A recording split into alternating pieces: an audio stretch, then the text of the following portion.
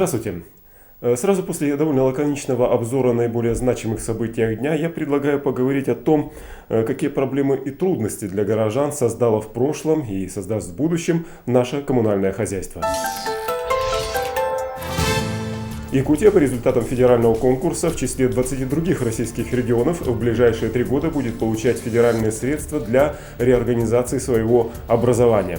Эти деньги пойдут главным образом на реформирование системы оплаты труда учителей, а также реформирование системы сельских школ. В Иркутске накануне прошла презентация плана развития социально-экономического развития Сибири и Дальнего Востока на ближайшие десятилетия.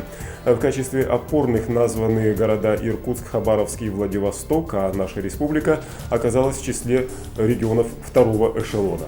Накануне при посадке пассажиров на чартерный авиарейс на Харбин 3 якутянок были задержаны таможенниками. Как оказалось, наши землячки не задекларировали перевозку 7 тысяч наличных долларов США. Отопительный сезон в городе близится к завершению. В целом он прошел для Якутска спокойно. И тем не менее, внимание жителей к коммунальному хозяйству не ослабело. В части микрорайонов продолжается передел сфер влияния между управляющими компаниями. Опубликованные долги компании перед энергосбытом будоражат воображение горожан видами холодных квартир в начале будущего отопительного сезона. В прессе вовсю обсуждается провал реформы ЖКХ, которая вместо энергосберегающей технологии принесла жителям новые тарифы, старое хамство и откровенное надувательство. То, что касается обслуживания жилого фонда, я имею в виду комплексно вообще, оно стало лучше, хуже, то есть как? Куда, в общем, куда развивается-то? В общем? Да. В общем, если сравнить, значит, с предыдущими годами и так далее, наверное, хуже. Мое такое ощущение. Даже так? Да. Вот для вас, как руководителя департамента, это какой-то минус или плюс, или что? Или это к вам вообще никакого отношения не имеет? Ну почему? Отношение, конечно, имеет, но не сказал бы, что это как бы это работа департамента. Я как бы в целом оцениваю, и надо к этому относиться критически в первую очередь, а не благовольственно. То есть у нас в этом году таких крупных аварий не было. Но это, значит, можно было почивать, сидеть на лаврах и говорить, например, департамент в прошлом году выполнил все обязательства по капитальному ремонту, по благоустройству, по различным программам, ночной город, водоотведение, реформирование ЖКХ. То есть, как бы, бухгалтерия, так скажем, ажур. Так, все хорошо, но это не значит, что почивать на лаврах, надо же практически смотреть, я человек практически, и вижу, как работает управляющая компания и так далее, и отношения их, как бы, сейчас управляющие компании сами не понимают, что они уже являются собственниками, и они как бы относятся как бы больше частные, такой, ну, они видят больше, большинство, не скажу кто, большинство видит способ зарабатывания денег. Так. Вот.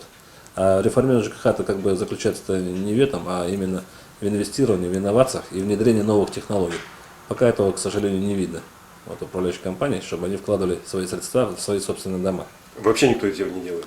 Ну, только есть потуги, сейчас начинаются, там теплосчетчики начинают ставить и так далее, конечно, это понятно. Но опять же, как бы чисто с точки экономической зрения.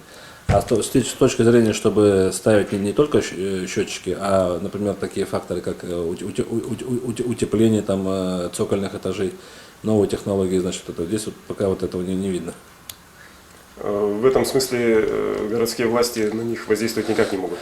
Почему не можем? У нас есть капитальный ремонт, средства бюджетные. Так, вот здесь, конечно, ну, вот как бы позиция была такая, что вот управляющим компаниям отдать эти деньги, так, ну, наверное, не совсем правильно, они все-таки это дома.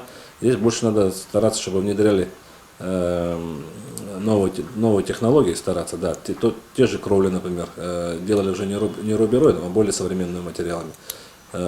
Пока не видно, вот мы как бы, чтобы они очень много мертвых первых этажей, да. Вот есть хорошие технологические разработки утепления первых этажей.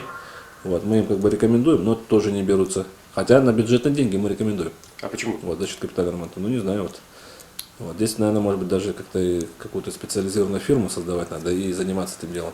Тот же, например, фасад не просто покрасить, а с утеплением сделать. Вот. Тут таких много технологий, как бы. И про окна как бы, утепление не думать и так далее. Ну, не говоря о том, что хорошо, что мы как бы в свое время ввели металлопластик, полипропиленовую трубу. В принципе, город как бы на 80% каменный фонд уже весь, так скажем, пластифицирован. Да, уже везде стоят эти пластиковые трубы, вот, от черного железа ушли. Но теперь следующий этап надо к отоплению и так далее идти. То, что касается ответственности самих жильцов за то, каким образом они будут жить в будущую зиму, Вот сейчас, в этот период, что самое главное? Какую позицию жителям-то занимать сейчас? Жителям здесь, наверное, как бы, может быть, прислушиваться к мнению специалистов, пусть к нам департамент обращается, может быть, так, да. Но это сложно сказать, потому что там много решает, сами понимаете, субъективный фактор. И вот бывает так, что, не скажу, какая компания, она как бы ну, не очень хорошо работает, но они это уже дело поставлено на поток профессионально. И они как бы, ну, как бы, как правильно скажем так, отрабатывают со старостами, старосты бегают, ну, идет даже явно, может быть, подкуп даже есть. Вот такое дело. Ну, то есть набирает объем работ? Нет, они как бы старост перетягивают на свою сторону, и старост уже отрабатывают с жителями. Здесь надо вот именно не к старостам больше обратиться, а к населению, чтобы они сами видели, задавали вопросов больше. Может быть, какие-то прямые эфиры сделать нам. Или вот в газетах вот надо здесь посмотреть правильно, чтобы, ну, как бы уже тенденция видна. Мы можем опубликовать задолженности, значит, этих управляющих компаний. Отсюда уже люди должны видеть, что раз они не платят поставщикам, значит, они пришли как бы фирмы однодневки. Есть такие фирмы, так скажем. А вот те публикации, которые уже были, вот эти задолженности, это официальные или это откуда они берутся? Но здесь это было, значит, по данным у нас брались ДИФТа, так, но управляющая компания оспаривает. Это их дело, здесь действительно пусть оспаривают, посмотреть надо было. Но вообще это официальная публикация. То есть Да. это не журналисты придумали. Публикация была, да, официально. То есть, Ну, на здесь нее, там- то есть на нее тоже можно ориентироваться. Там надо, ну там нюансы есть такие. То есть, как бы сказать, я сам когда-то тоже был в ЖЭО, работал, да, и, естественно, перед Энергосбыт, он как бы монополист и очень сильно всегда давит на ЖЭО. Здесь мог бы объяснить то, что и они, значит, пытаются вот своими этими сильными юридическими ходами и этими, потому что ЖЭО, в принципе, как бы работяги. Для меня всегда не остаются, сейчас как бы не важно. И они, конечно, отрабатывают население. Они первый буфер населения, а те, значит, сверху Энергосбыт. Тот же Энергосбыт, например, в зимний отопительный сезон, учитывая то, что в январе месяце, в феврале население как бы к квартплату только еще не платит, а начинает платить, разгоняется к середине года и в основном платит как бы к концу. Так? А они уже сразу в отопительный сезон, значит, требуют всю сумму и выставляют, да, отсюда может быть. А здесь надо было вот как-то за круглый стол садиться, может быть, я действительно с этими энергетиками, управляющей компанией, ну и, наверное, при участии администрации, чтобы правильно рассчитать эти графики платежей. И, естественно, получается у них в январе большие долги, потому что они в отопительный сезон они требуют всю, нужно разбивать, предположим, по месяцам, по всем 12 месяцам. Вот, и равномерно. То есть то, что касается опубликованных вот список задолженностей, может быть, там какой-то спор будет плюс-минус 5 миллионов туда-сюда, но по Спорно сути дела нет, это да. так. Да. То есть ситуацию все-таки это отражает. Ну, в принципе, да. Это вот один ориентир. А есть еще какой-то ориентир, насколько надежно и самостоятельно вот в своем этом бизнесе компания? Ну, ориентир к качеству, конечно, как вот вводится, мусор видно надо. Но видите, как бы люди это более такие, как бы сказать, большинство людей, к сожалению, пока еще до этого не дошли. И как бы, когда все нормально, и им как бы все равно. Вот. А в основном-то кто шумит? Те, кто недовольны. А таких, ну, процентов 30 на население бывает максимум. Здесь как бы еще, ну, народ не созрел, так скажем. Ну, народ у нас всегда не созревший, власть, по крайней мере, так считает. Согласен. И тем не менее, значит, вы так достаточно низко оценили качество работы вот всех, ну, вернее, обслуживания нашего жилого фонда в, ну, скажем так, в прошлом году по сравнению с предыдущими периодами. Какие у вас предчувствия относительно того, что будет в новом отопительном сезоне? Предчувствие, ну, как сказать, предчувствие.